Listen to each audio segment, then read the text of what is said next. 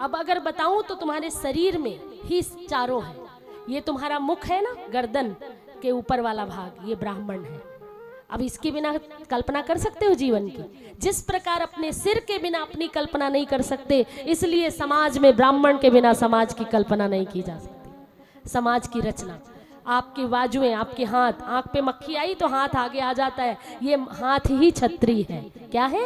ये बाजुएं ही छत्री है, ये सिर ही ब्राह्मण है। उधर भोजन जो भी करते हो पेट में जाता है, पेट सारे अंगों को बांट देता है। अगर पेटू राम कहे हम नहीं बांटेंगे तो क्या होगा? फिर लौट के खा नहीं पाएंगे, पचा नहीं पाएंगे। तो पेट कौन है? ये बनिया ही पेट है। जो वणिक है ना, गोयल, मित्तल, बंसल, जिंदल, गोयल, गुप्ता, यही सब ये कौन है? पेट, उधर। इसलिए इनके पेट ही आगे रहते हैं।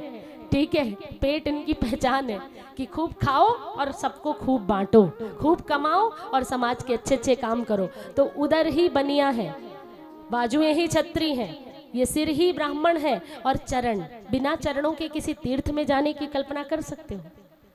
चरण के बिना, कहते हैं कितना भी ऊंचा कोई व्यक्ति हो लेकिन प्रणाम चरणों में ही करता है। चरण क्या है? चरण ही सूत्र है। हमारे शरीर में ही चारों वर्ण है, इसलिए वर्ण व्यवस्था की गई थी। काम के आधार पर व्यक्तियों का वर्णन किया गया था। कर्म प्रधान विश्व रच राखा। जो जूता बनाएगा, जूते जोड़ेगा, गांठेगा, वो चर्मकार। ठीक है, जो सफाई करेगा वो सफाई कर्मी, जो बर्तन बनाएगा वो कुंभकार, कुम्हार, जो लकड़ी का काम करेगा वो कौन? हाँ, लकड़ी का काम करने वाले लोग। जो लोहे का काम करेगा लोहार, जो स्वर्ण का काम करेगा सोनार। लेकिन ये वर्ण चार ही है, ब्राह्मण, क्षत्रिय, शूद्र और वैश्य। ब्राह्मण का काम विद्या देना, क्षत्रिय का काम रक्षा करना, वैश्य का काम धनोपार्जन करना और शूद्र का काम सेवा करना। अगर शूद्र नहीं होगा तो आपके घर में सफाई नहीं होगी। कितना भी बड़ा बिल्डिंग बना लो और एक वर्ष तक छोड़ो, एक महीने तक अगर सफाई कर्मी ना आए तो क्या होगा? पर हम क्या करते हैं, सफाई कर्मी को कहते कूड़ा वाला है। अरे बेचारा वो खाली पॉलीथीन और खाली ठेला लेकर आया था, वो कूड़ा वाला कैसे हो गया?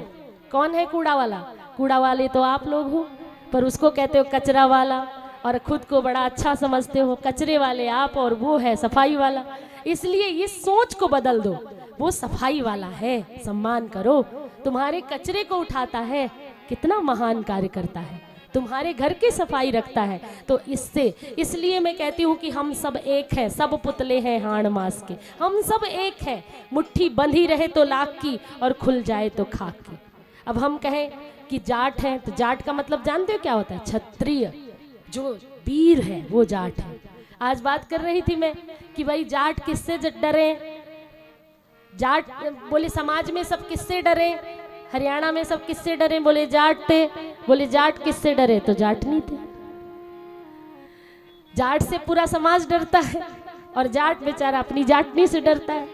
ठीक है, तो जाट का अर्थ है कठोर, मजबूत, लोहे। ऐसे नहीं कि जा रहे हैं तो भैया कपड़े लग रहा है टंगे हुए हैं, वो जाट नहीं है। जाट कौन है? जो खूब परिश्रम करे, खूब खाए और जब जरूरत पड़े देश को तो अपनी जान भी दांव पर लगा दे, वो जाट है। लोहे सी हो मांस, पत्थर सी हो मांसपेशियां, जाट का वर्णन। पत्थर सी हो मांसपेशियां, लोहे सा भुजदंड अभय, नस नस में हो लहर रक्त की, तभी जवानी की जय जय, तभी जवानी की जय जय। जिसको जो रक्षा करने के लिए तत्पर हो, जो सत्य के साथ खड़ा हो। और बड़े भोले भाले होते हैं जाट, भोले भी होते हैं और भाले भी होते हैं। सही दिशा मिल जाए तो कुछ भी कर डालेंगे, और अगर खोपड़ी सड़क गई इधर उधर तो फिर किसी की ना सुनेंगे।